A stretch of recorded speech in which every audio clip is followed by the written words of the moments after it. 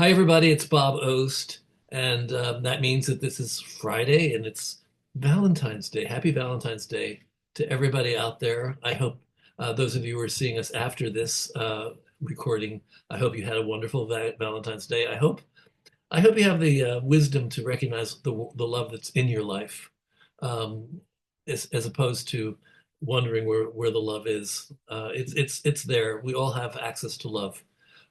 So. I have been doing these community gatherings now for this is the 251st consecutive one. So for 251 weeks, starting with the start of shutdown, I've been having people come in and just networking and meeting each other. But mostly at the beginning of this, it was really about navigating COVID, navigating shutdown, creating a community in a time when community was really being challenged. Today, community is being challenged in a different way, but we're still here on Fridays and we're welcome and we open our doors to everybody who wants to be part of this. Conversations cover any and every aspect of theater I can come up with. 251 weeks of finding guests, interesting guests, there's a challenge, but it's also a lot of fun, and I get to meet and hear about lots of people who are doing lots of different things. Um, Today, I decided to do something for Valentine's Day. It just randomly we fell on Friday the 14th, and I really wanted to talk about relationships and love and the challenges. But mostly, I realized thinking about it that I wanted to talk about how art itself is a survival strategy. Not only today for Valentine's Day, but also a lot of us are feeling stress and strain about our culture and our country. And I think art is our refuge. Art is the place that we can go to make sense of things and to build a world that we are more comfortable in. Because I know that a lot of us aren't comfortable right now. Um, that's as political as I'll get, and I guess it's pretty political. But we're going to be talking about very personal things today. I'm going to bring on um, Susan and Sam Simon in a moment. Um, well, I'm going to introduce them now. Let's see. Come on in. So hi Susan, hi Sam. Welcome to TRU. I think Sam, you've known us and been aware of us for a while now. Um, Took me a while to get you here, but here you are. Yay. So I'm going to bring myself into this conversation as well. So now the two of us are up on screen, or the three of us, the two screens. The three of us are up on two screens. Um, so Sam and Susan, you have a very personal and very private story to tell, and I don't know if you realize that I'm very much aware of the kind of thing that you went through because in 2014, I was diagnosed with bilateral breast cancer, and um, my partner was there for me and got me through this, and I I know how important relationships can be during these times of challenge. But now that I've dropped all that, I want to I want to actually go back to how you met and let's talk about your relationship and the path that led through and got you through a challenging time. Um, how did you meet? And tell us a little bit about that. So I'll start. She can jump in. We noticed each other initially when we were 16 years old. We're both Jewish. We lived in opposite sides of Texas. I was in El Paso. Grew up in El Paso, and Susan's from Houston. We were both in youth groups in our respective towns, met at a conference in Texarkana, Texas, and we noticed each other. We googly eyed or whatever it is. And no, it really did. I was leaving the convention. This is in the 60s. And we were on a bus, and Susan's running along the bus, waving at me in the window, but we never really met. She ended up, unlikely, going to college at Texas Western College in El Paso, now the University of Texas at El Paso. I didn't know she was coming. Never was in touch with her.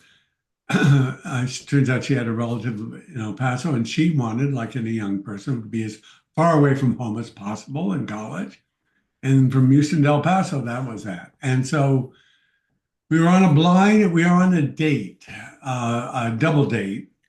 She was with Steve. and I was with um, Jane. Jane. By the way, Steve and Jane are now married. But we were going El Paso. We were That on must have been a great date. double date. That would make a play in itself. Well, it didn't let so the story is we went El Paso. We went to the dog races in Juarez. The dates weren't going that well. On the way back home, Jane was in the front seat with Steve, and I was in the back seat with Susan. And that was our first date. Hey, we have to keep this R-rated at least, please. And and we were married in 1966, so that we have been married 58 and a half years, August. We'll be in our 59th year of marriage. And, it's like any long marriage. You have to decide you're going to, well, this is part of the end. There are a lot of different things, and we may end up talking about it, but part of it is you got to decide to get through the hard years. There will be good, easy and hard years in any marriage. Yeah, and they first started in the first year that we were married. My mother died for breast cancer. And when we came back from her funeral, he got the call that he needed to go home because his father had had a heart attack or Yeah, but he was in the hospital and not expected to, and did not survive. yeah. So on our first anniversary, we each lost a parent within 3 weeks of each other. So death is, death and I mean, it's sort of a remarkable event, and it's been part of sort of who we are ever since. I mean, the going through it together and having to be the comfort for each other in those times, and the extraordinary things that people did for us, the kindnesses. You have to understand, we were 21, 22 years old. One of the family friends lent us $100 to help us have the airfare. That used to be a lot of money in 1966 for two young people to go through this. So it's an odd thing to say. It's sort of jumping to the back a little bit, but I think we've always been, I call it a dancer. The book, The Actual Dance, sort of came out, related that we've always been involved. We've been closer in so many ways to end of life than many, many couples, many people, that the rituals and the heartbreak and the challenges and what to do next have been part of our life. Well, I relate very much because, well, I had a year where I lost my mother and father within 6 weeks of each other, and then my lover came down with AIDS, and then my collaborator, who was the composer to my lyrics, he came down with AIDS, and he actually died before my lover did. So I had a year of that. So I know what that's like. But the truth of the matter is that's really all part of what the coloring book is in life. I mean, we have all of these things that happen to us, and I think everybody has them to one degree or another. Maybe there are a couple of blessed people who have managed to avoid anything like that. It just so happens that my lover died of AIDS, and then 5 months later I met Gary, who is now my husband of 36 years.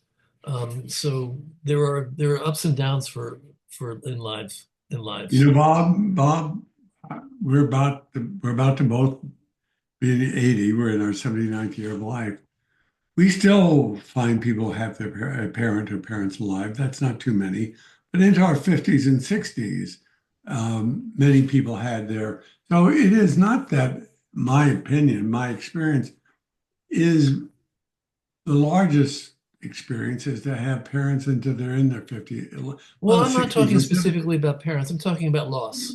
I Yeah, but mean, lost. But even yeah. so, uh, I was surprised to learn. I mean, because we have more to share. We're not comparing.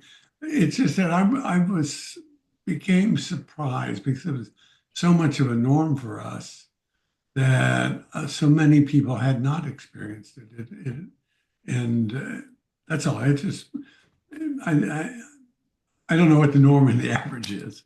I guess no, I haven't read any books that give what that number would be, but Yeah. I just assume that life is life, and that people have Right. traumas and challenges, and as well as Yeah. hopefully love and successes. Um, so what I wanted to ask you is, what what did you do for a living when you met? So when I was Mr. living. Theater Man, now Mr. One Man Well, Show. when we met, she worked first, right? Because I was, yeah, how do we afford to get married when we were in college? I was I was a salesman I worked part-time at a local men's clothing store. Susan graduated college in 3 years so she could become a teacher. Now, professionally, I ended up going to law school, and my first job was to work for Ralph Nader. Some called us Nader's Raiders in the day. By the way, Ralph is still alive, and I got an email from him today. Literally, he's 90, going to be 91 shortly, and I still have a long time. He was my first employer in 1970, so we have a 50, well, almost 50 years relationship. So that's what I was a lawyer. I went to law school, went to work for Ralph. Um, had some side, had to serve a little bit in the army.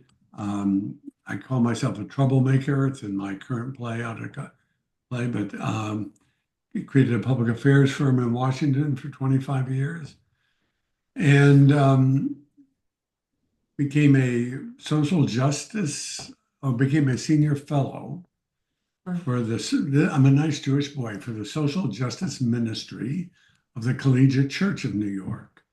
A friend of mine was hired by Marble Collegiate Church to create a new ministry called Intersection. And I was a senior fellow there. And it was part of, I was interested in theater. I was in the high school play. I was in some community theater in college. Um, and was introduced, by the way, my biggest deep dive into theater was through improv.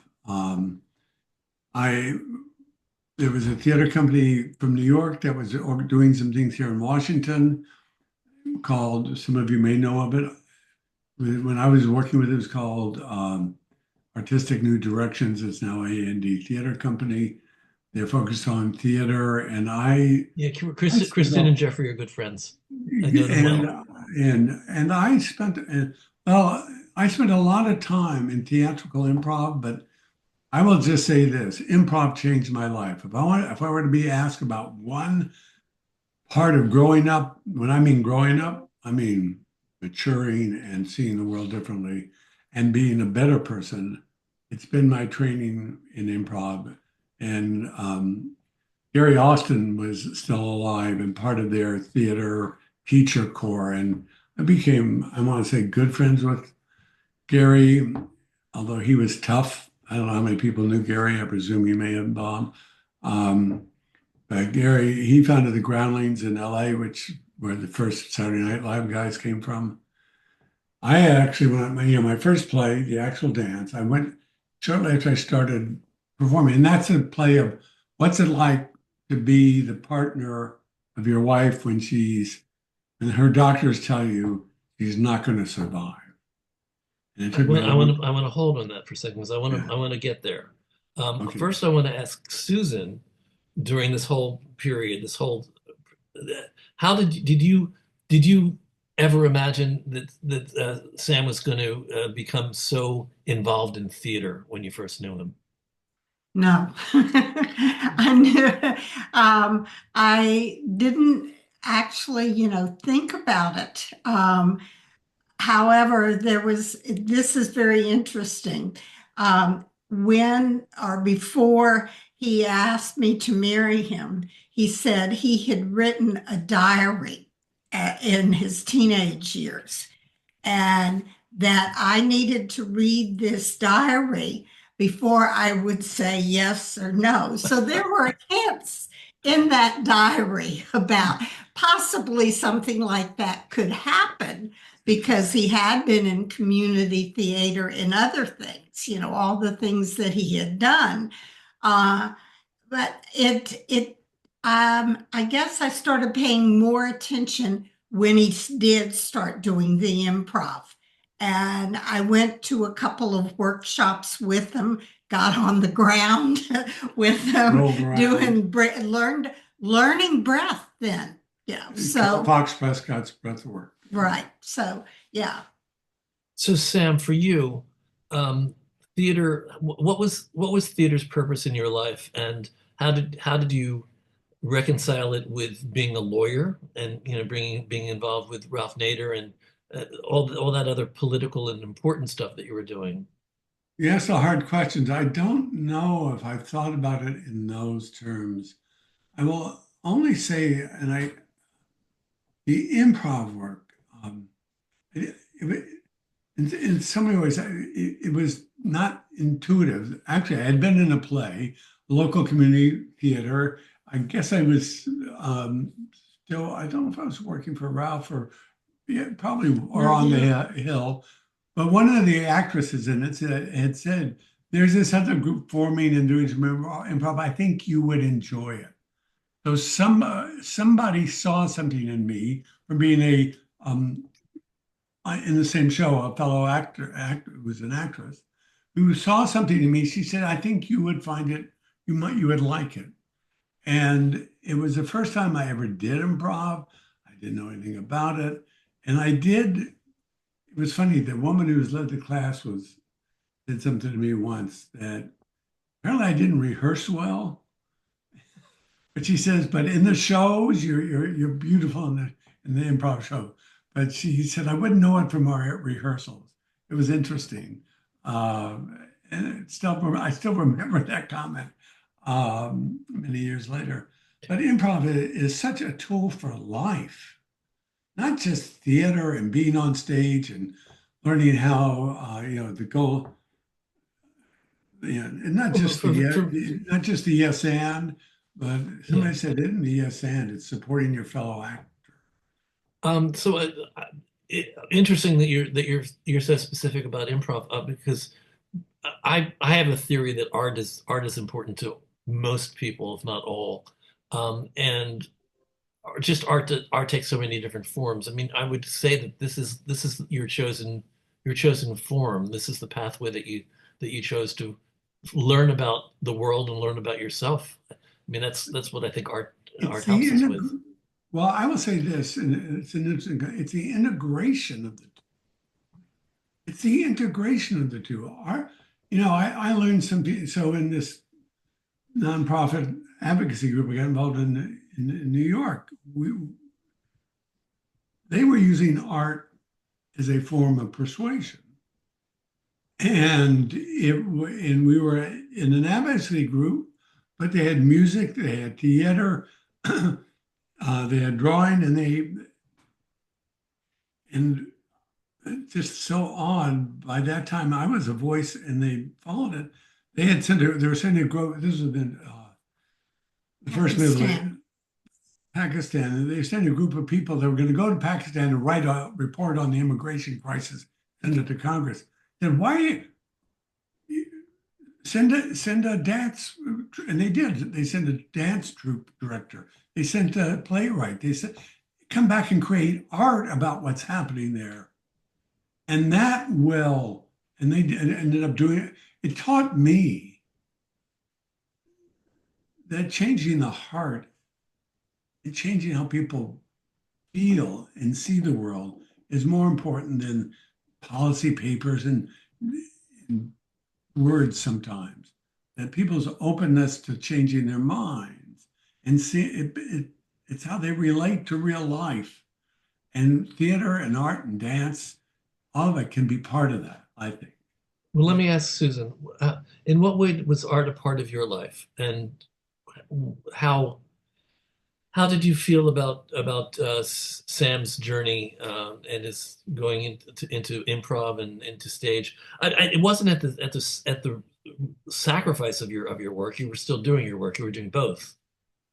Right. He was, doing the improv and he would talk about it. So that's how I learned about it. Um, and then when we had a daughter getting married. And so the first thing I thought of in the art was, well, we've got to learn to dance. So, because this is what's happening in our life. We're at that point, and you do so well with all these other things. Come on, let's learn to dance. But I always did, even a form of exercise was jazz exercise type of things. So my part in art was more dedicated to doing something movement, movement and dance and all those things is what I was attracted to. And he was attracted. So we at some point came together to do both. I do want to add, all this stuff though, and it's popped up. I don't know if it's when you want to do it now, but the big dive in some ways for both of us. Well, two things. One, her career involved her as a grade school teacher and counselor, and then she retired from that and worked in an assisted living area. I like to think of her work with kids that acted out was perfect for her dealing with me then. And now that, but you think about it, and now that you think about it, now that I have Alzheimer's and dementia, I hate the word, her training has We been hadn't good. mentioned that yet. I was saving that, but now Yeah. there's the rub. There's the thing that we're going to really dive into. One of the plot points of this conversation is that when Susan became very ill and was not even given very much hope of living, you were there for her, and but you also took that experience and you expressed what you were feeling through your art. Now you are going through early stage Alzheimer's, and Susan is going to be there for you. And I know that there are two plays that we're going to be looking at, everybody. If you don't already know, one is called The Actual Dance, which is how Sam um, dove into the experience he was going through, taking care of and loving and believing in his wife and her survival. Um, a one-person show that he created out of that, and now that he's going through early stage Alzheimer's, he's created another one-person show. Not surprisingly, that he performs on book. You don't have it. You don't memorize it. Um, And memorize it. Yeah, and Susan is part of this process for him as well. So the lovely, loving core of all this is how supportive the two of you are for each other, and how you really do function in many ways as a unit, as a support system for each other. So let's go to this. Let's jump right in now.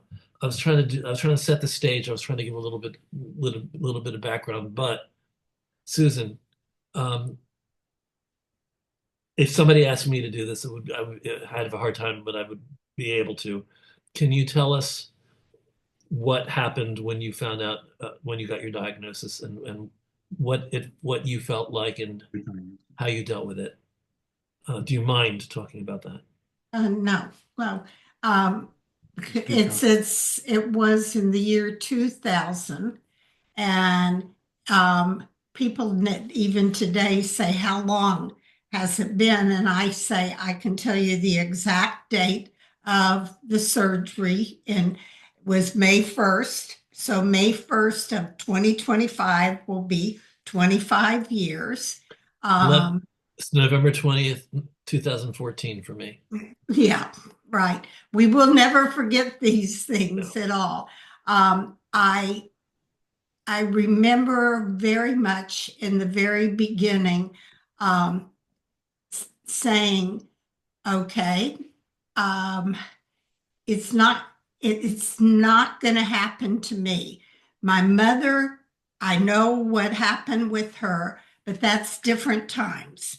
To During this time, there are different medicines, there's different things that happen, and you just have to hope that the medicine that you're taking will do the trick.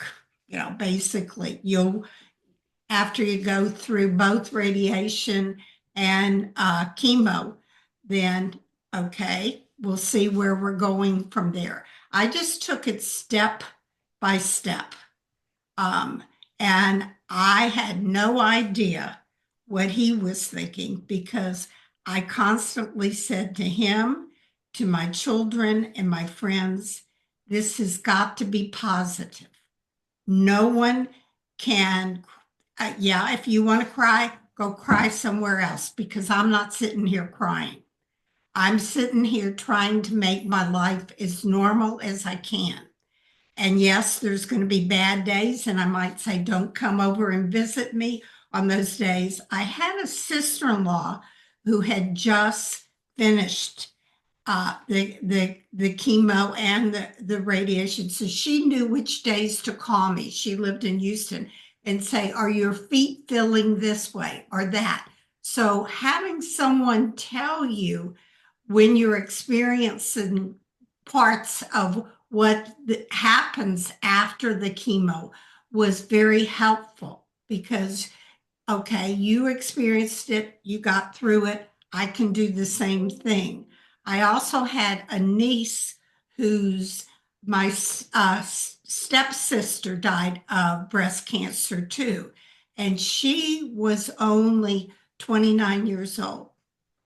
And so she was going through it, and we would talk. She would call and see how she knew when I was having chemo, I knew when she was, and we would talk back and forth. So a lot of that helped me get through it. And then I found a support group of friends and are still meeting with these friends for the past 25 years. And luckily, most of us are survived. There were two that didn't in the group, but that's we don't we don't know why because it can happen. So, but we were lucky. That's what we say. At what point, Sam, did you realize that you could work on your own emotional feelings about what was going on through creating a show? Did it happen gradually? Did it happen like immediately? I've got to make this. I've got to turn this into a show, a play. I did. It took quite a while Mhm. because the trauma of the process. How do you hold the person you love most in the world as they take their last breath? I was like, her mother had died, right, of breast cancer. We haven't said yet, my mother died of breast cancer. I knew the Mine outcome. too. I knew what the outcome was going to be, right? Thank God I was wrong. And it was, I've come up, it's my new favorite term, an existential journey then too. How do you be with the person you love most in this world as it takes? I've had time. It took me 9 years into the process before I even, it was through finding artistic new directions and Gary Oskin, and literally improv. Gary had an exercise, talk for 20 minutes. He'd have three persons, four people in the class, talk nonstop for 20 minutes. And I found the character that became the play in my play through this in this 20-minute talk. He said, oh, and then there was this doctor, I call him Dr. Happy because he kept telling Susan not to worry. And this is, he'd say, oh, don't worry, it's just old scar tissue. Oops, no, it's breast cancer and there are no margins. Oh, don't worry, they didn't find any cancer in your lymph glands. Oh no, they're in 16. That was the real life, but I didn't know that there was a character by that name until I did improv, and I had started working with artistic new directions. It actually led me. It is the improv itself and the people that led me to think that there was a way to express. I call it post-traumatic spiritual disorder. That I had gone through something, and we can tell you, there are details here. I mean, and it's interesting. You and I had actually. I met you sort of as I was beginning to do this, and because what you've been through, you went through, because it is a traumatic. These are really challenging times for both sides of it. But she didn't want to hear. She was going through it, but now I had my challenges, and because I had very specific images in my head of what it was going to be like. I would disappear into a liminal space of holding her as we were dancing. That's why it's called the actual dance. There is, and I still believe it exists somewhere. This place we go to, and maybe for everybody it'll be different, but we'll be surrounded by everyone we ever met, ever knew. We were going to be in this ballroom, and we were going to begin to dance, and she would disappear. She would leave me. And, but it was inside of me, and it was improv that began to do it. And then I was now working part-time in New York, and the folks at Artistic New Directions and my workshops, and Jeff Sweet and others encouraged me to keep working on it. And I eventually got a dramaturg. I didn't even know what they meant. Susan, how did you feel about what Sam was figuring out? He was figuring out. It didn't. It obviously didn't. It sounds like it didn't just happen. It was a long process of figuring out what to do with all these feelings and how to shape them into something that might communicate something useful and helpful to other people. How did you feel? I knew he was writing something because he'd say he was going to go. I forgot. Yes. Yes. He was going to go to his room and work on what he was writing. And when he finally finished it, I mean, I didn't know what it was, but I knew there was going to be something coming up that would really surprise me. That was, what he was writing about. And we were on a train going to New York, and he was going to read the first reading of the play to get other people's feedback and so forth. And he says to me, I have something for you to read. And that was my first view of everything. You just don't know. Yeah. He was able, I don't know how he was able to, but he was able to hide it. I guess we were so busy. I was working, he was working. It just, and he was going back and forth. So there weren't those quiet times when there was time for conversation. But once he wrote the play, then we were able to talk about it. And she cried on the train. That's what I wanted to know. Was it hard? Was it hard for you, Susan? Yes. And every time he would do the play, he'd say, how did I do? And I would say, each time you do that play, it's hard for me. And one time he wanted to do it on our anniversary. And I said, no, you cannot do it on our anniversary because I don't know what each time and how people responded were feelings then that I had to deal with also. And I said, I'm on our anniversary. We should be happy we're here and we need to celebrate. They don't need to hear your story about me almost dying. I'm here. Well, I was wondering about that. Thank you for that, Susan. The the tables have, in a way, turned because now, um, Sam, you're going through your own challenge, your own health challenge. Um, Susan, how do you? I think you're remarkable. Just to be in part of this duet, and Sam is going through all this anguish through his theater, through his work. How are you coping? Basically, I'm very lucky, as I say to people. Right now, the stage that he has is not really hit hard. I mean, I can go away from home, go out to lunch with a friend, or go do something without worrying about when I come back, has he wandered off somewhere or some of the typical type of behaviors that people think about when they think about Alzheimer's and dementia. And so what I have enjoyed doing is when he does the play and we have these feedbacks that I can be part of it to say to people, there is hope and there is joy in this illness as much as lots of you do not think. I have a group, we call it our cohort group, not, yeah, we get together and each of us has different people at different stages, but we get together for socialization of ourselves and we go out and we have, an afternoon coffee, whatever, and we talk.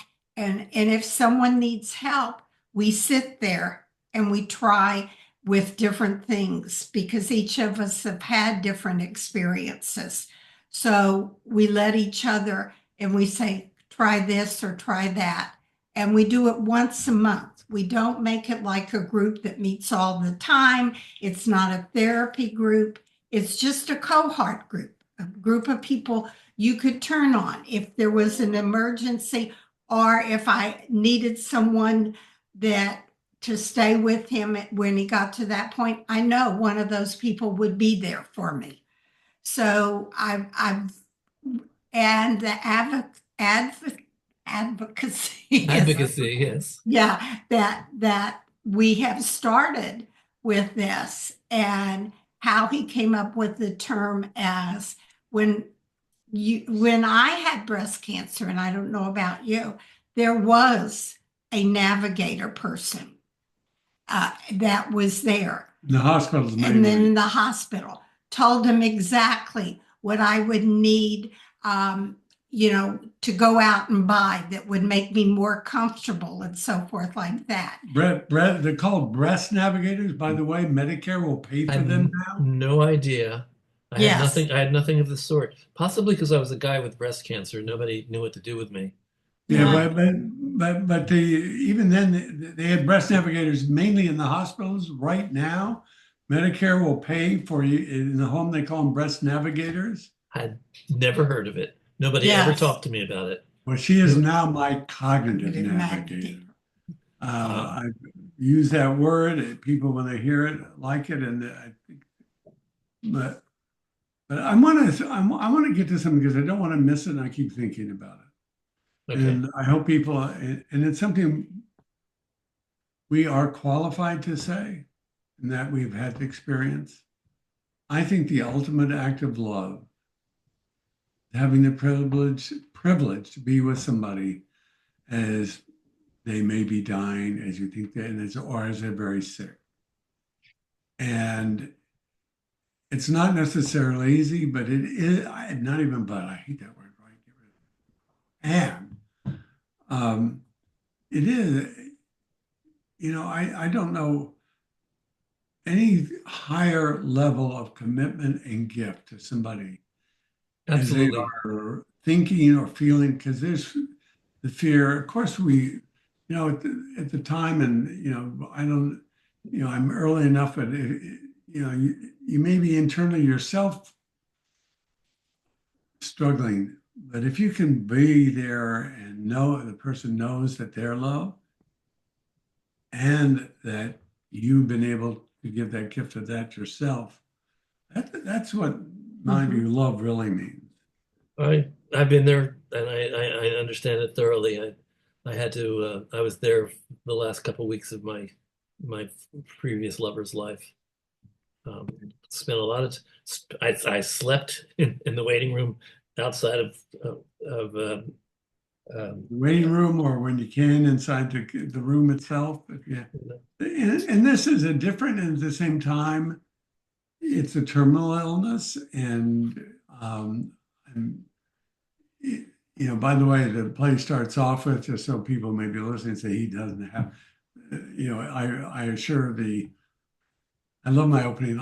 I love this whole thing because it's so unexpected. I made my opening line. I walk on the stage and my lines are, "So this is how it ends." I didn't know I'd get a laugh, but then I go to say, I have Alzheimer's. There is no cure, and there is no doubt, because we learned in our rehearsals that the audience had to be reassured that I'm not just an actor playing the role. And then we introduced Susan as the cognitive navigator. I've had one early so on, wait had a a, second. So Susan, he got you on stage? No, she, no, he points that I'm sitting right on Oh, the front row and I have the script also, so okay. that when he's going through it, if he needs any hints or whatever, or even, I mean, there's one or two times where, I've did it 50 times in my first about 13, 14 months of performances. But there are still times where I may turn wrong or she can tell the look on my face that I'm confused. And she doesn't scream it out, but she can whisper it and mention it. And so it is a new journey. It's unexpected. We're learning like crazy every time we perform because we can't be sure. But I couldn't do it without her either. Uh, You had mentioned talkbacks with the actual dance. Are you doing talkbacks with this as well? yes. And I thought it was important on the actual dance. This is magnitude of order more. And again, I want to say I learn every time I do it from my own work. I don't know, there are other solo artists here. I would one day be interested in a conversation, but I wrote the play and I learned from my own words, and I don't know how to explain it other than to say that. And I learned from the audience. And to me, and Susan's next to me now, uh, and then because this is very new. By the way, we'll come back. I hope if we have time, because there is a lot of advocacy in this. But one of the first things I heard, almost the first question for many, many performances, was somebody would get up and say, "I lost my husband or my mother, and I was with her." I always wondered what was going on in their head. And I think I might know a little bit now from hearing your story. Now, I say I have no idea, because I don't, but thank you. But they're almost in tears. And again, and there can be a new and question, and I've learned that at any time there can be a new question and insight that we gain from Well, talking. The I think we outcome. all we who are in theater have a great we who are in the arts have a great advantage because we do have some place we can channel what we're going through. Um, I know there are people who cope who have other coping mechanisms. I also know there are people who can't get through it without a therapist. I mean, their coping mechanism is therapy. So my whole premise for doing this today was I wanted to really talk about how much I love the arts and how much I am grateful to the arts. Um, also have to say, I have to also tell you, Sam, I don't know how you wrote a play about yourself because I wrote a play about losing my lover to AIDS and then finding a new love, and one of the characters is me, and the hardest thing I ever wrote, trying to write myself as a character. So I'm doing it from a different perspective as writers, poets, writers, playwrights, novelists. Um, we all have a survival mechanism uh, in our writing. We can write about it. You're not only writing about it, but you're getting up and you're portraying yourself or being yourself. Which would you say? Yes. Okay. It is a bit of both. And I wonder sometimes whether I'm acting, but some of the biggest feedback get from people is they say I'm a good actor. I didn't expect that. It feels like I'm talking from my heart about myself and my journey. I'm not a critical thinker in this regard. I'm not trying to analyze my Freud kind of stuff. I'm trying to tell the story, and I tell it not because I'm doing it well or bad or good or different. I've learned from everything that these are in some ways universal stories, life and death, and it's about I'm offering it for whatever is the gift to me and them. I do want to say something real quick because speaking of art, and you made me trigger this. I wasn't going to do this, but you see that? I'm pointing my finger to it. A couple was attended my play in the Fringe in July of 2023, November, right? July, August, September, October. First week of November, I get an email from a woman said, "My husband and I were at your play this summer. He passed away last week." So she's in the middle of her grief. Since he was a play, he created this self-portrait, memory loss. And I want to grant you the copyright to it. His play and this had such a big impact on him that I want you to have this for whatever use it might be.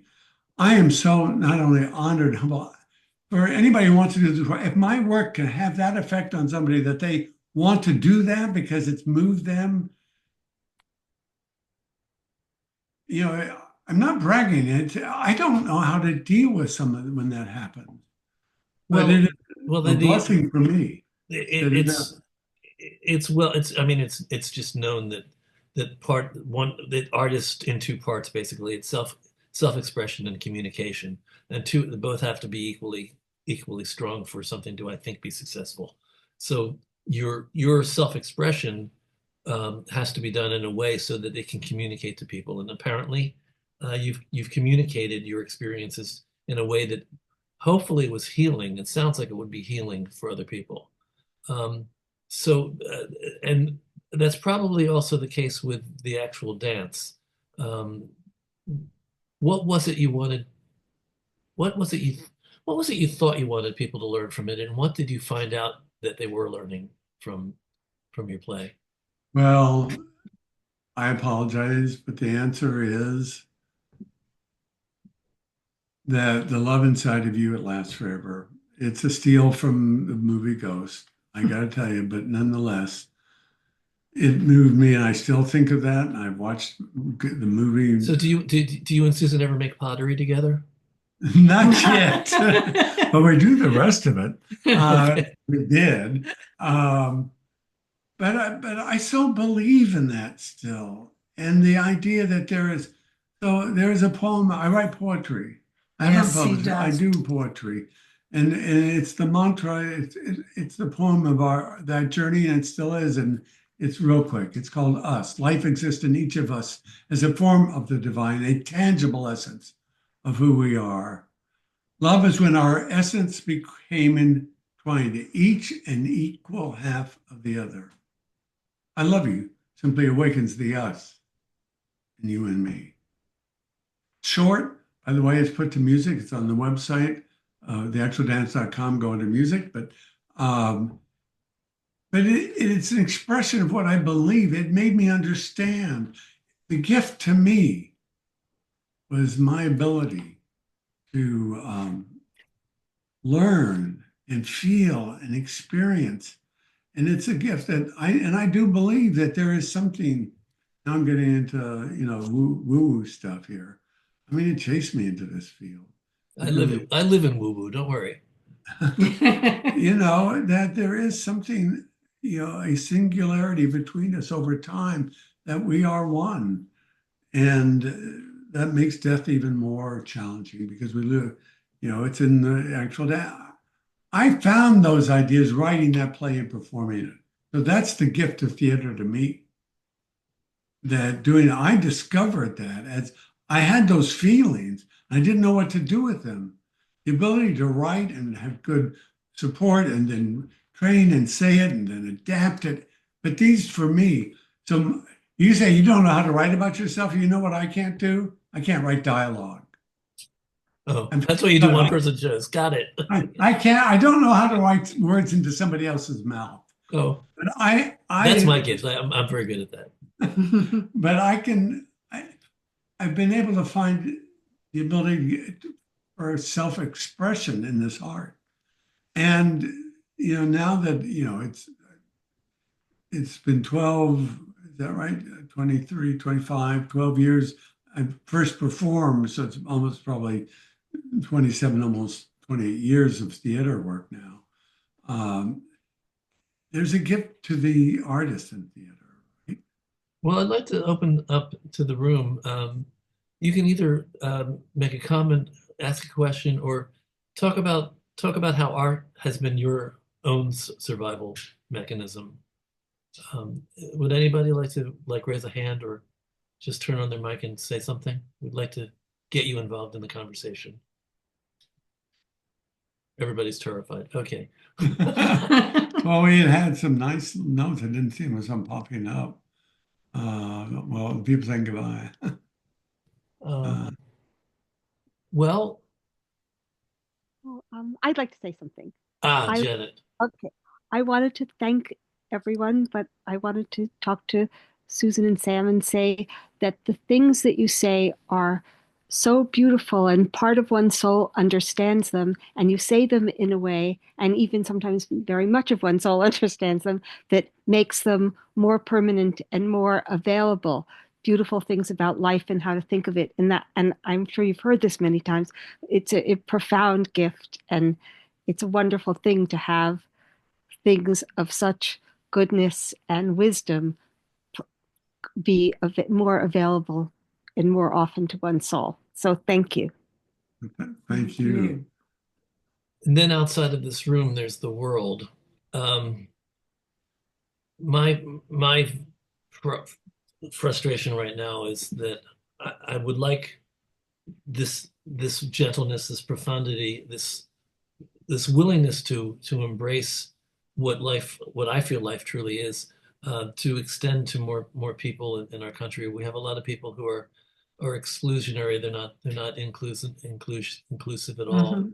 I am still stunned by the fact that DEI is suddenly being questioned and being challenged. I thought we were making.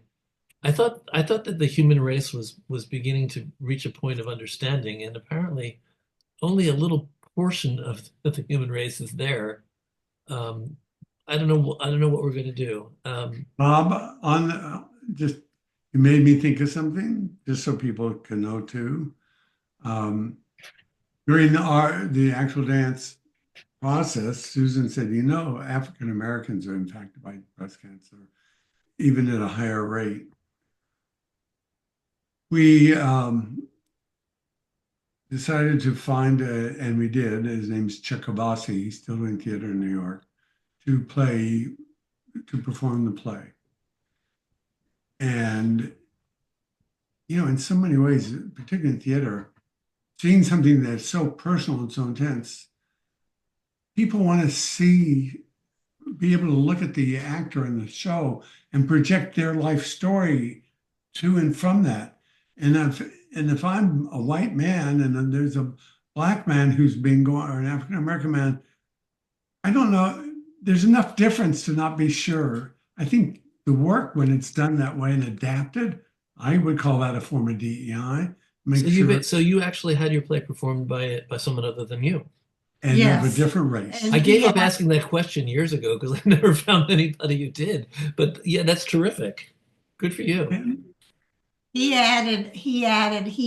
loved dance too. So it was a he added dance into it. He physical took dance fans on, yeah. And performance. it was beautiful the way he did it. There were just two different versions.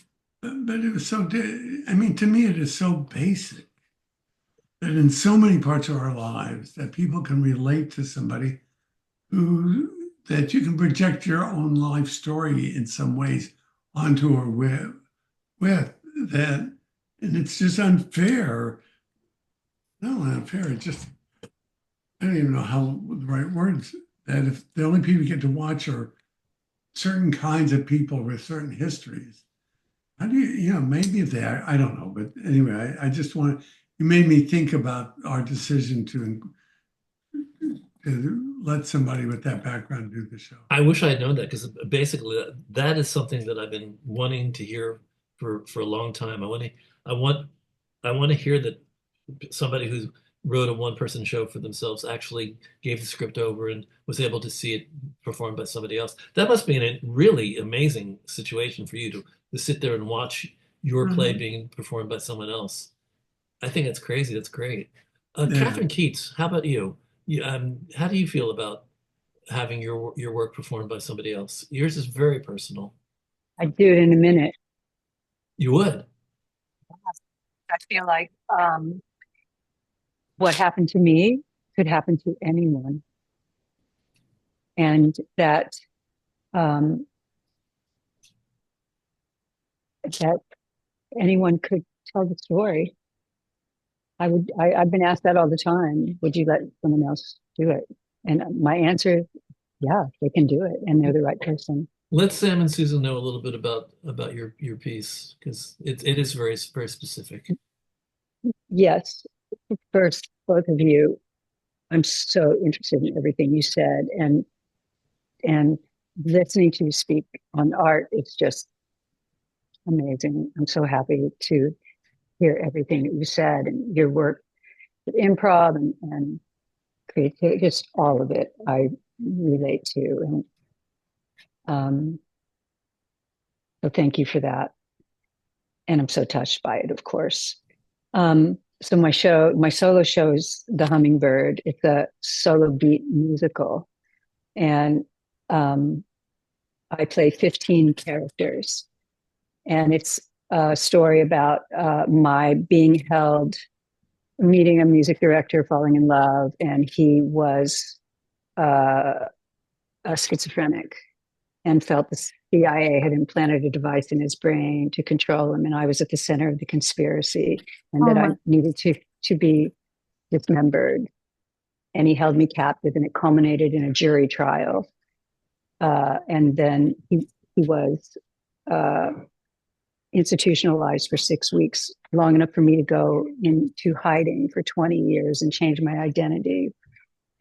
So it came out in the press in a particular way that I couldn't have a handle on. And when I wrote the show, after he died and I could come out of hiding, I got to write the show and really tell the story the way I really wanted to tell the story, from love. Mm. And really tell the story about what happens to two people, not the cookie cutter, the best way. And the first line in the show is, I don't want to be a part of this story. Every journalist got it wrong. Because What the was the second press part? I don't was, want to be a part of the story. I don't want to be a part of the story. Every journalist got it wrong. Okay. Because it broke in reader, it just broke everywhere all over the world. And it was just insane the way he was represented. And, it was crazy. So, but doing a solo show, the talk back that you spoke about is, to me, the most powerful part. The people that participate in the talkback with you, and then the audience, life-changing. Anybody else in the room have anything to say before we wrap up? Thank you, Catherine. Thank you, Catherine. Yes. Well, we'll wrap up now. Is there anything else that you wanted me to know? Sam at DementiaMan.com. Be in touch. Go to Dementia Man. Take a look. We got cups. You we got want- merch. He's got I do a blog. So there, I will say quickly, there's a big advocacy part of my work right now. The cognitive world is, the neurology world is badly, badly broken. In our society. In the show, but in real life, I mean, the first neurologist was, you're just going to get worse, Sam. I've got to go. And he gave me a medicine that needed follow-up. And at the front desk, they said he hasn't left any follow-up appointments. Will be in touch. I mean, but in every step, people think too, when they hear about it, they think of it in the end part of this life, the person staring into the sky. Most people, if they're, even when you're diagnosed, mine said 5 to 10 years before you get a lot worse. People don't think about it. They hear the word, they think end stage. We need cognitive navigators everywhere.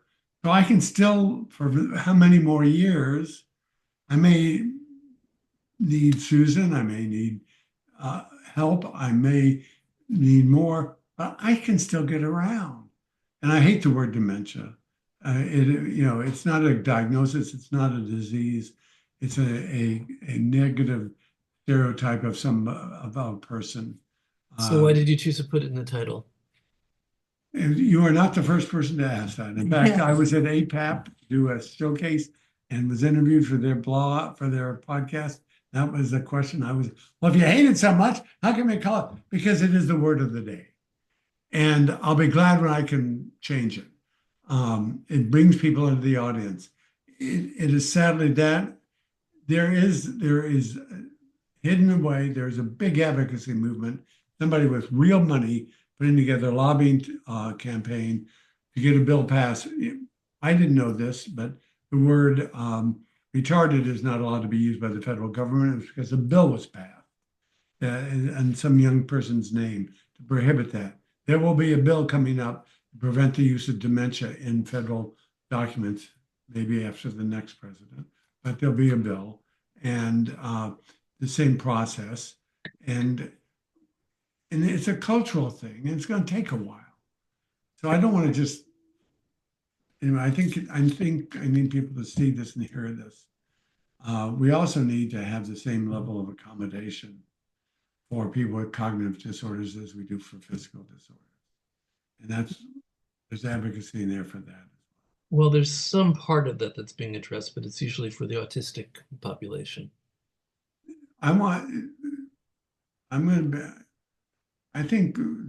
cognitive, and I want training for people, I want at every transportation, any public facing, just like for any other sort of accommodation. There's training, there are separate lines, I was in a place in Western Iowa where Cedar Springs, where the huge retirement community and a college are working in that town. So the grocery stores have separate carriages that says cognitive impairment on the front of it, and a line so they won't slow down others and people won't get angry, and that they know that they can take more time if need be. There's all sorts of things we can do. It's a lack of imagination that and stereotyping is so bad. And by the way, I do want to say anybody who's ever been a caregiver, their partner. We've been on both sides, I've been on both sides now. The caregiving task in cognitive relationships and in particularly late stages is magnitude of order harder than other cases, and it is very challenging and it needs a huge number of resources. Well, I'm not sure how much is going to be addressed in the next 4 years, but we hear you, and well, we're in these places ourselves for many years. It's lifetimes, and the more we can get the word out on these things, and I'm sure what other people are doing in their work. And thank you, Bob, for this. I'm sorry I haven't been more involved lately, but it's been, I had a problem. Yeah, you're going through stuff. We can just call it stuff. You're going through stuff. So I'm gonna say goodbye to my YouTube audience, and I'm gonna thank you guys. Thanks, Susan and Sam, for sharing your story with us. And I know I was treading on very sensitive ground, and thank you for letting me do that. And I thought it would be something different for Valentine's Day. I think that what we've talked about is a very deep exploration of the nature of love. So that feels right for today. Yes. Yes. And I want to thank the people in my community who join me every week, and I want to thank people out there who find us and didn't know that we existed. People have not known that we've been existing for 32 years. I've been going through 32 years of where did you come from? Why didn't I know about you 10 years ago? So those of you who found us now who want to be part of this and want to be in the room and maybe ask questions and be part of the conversation, just email me. Email me at trunltd@aol.com. That's trunltd@aol.com. And we'll invite you every week if you want. And if you would like to help us out and keep us afloat financially, everybody's welcome to come for free. I never question that. You'll never be questioned if you just click the free button and come in. Part of what we want to do this for is to just create a community and have people be part of our community. If you can also give us a little support, that would be really great. We have, I think it's a $10 ticket price if you want to just give us something for coming here. And we have different levels of donation you can give. You can join us as a member. You can go to trudonate.com if you want to donate. TRUDonate.com. TRUDonate.com. So we'll see you hopefully in the weeks to come. Next week I've got Don France, who's a producer who's produced some really weird things. He's produced Broadway and he's produced off Broadway, but he's also produced some unusual things. Guinness Book of World Records for the world's biggest corn maze. So take that. And then the week after that, I have somebody coming from the Minneapolis Playwrights Center.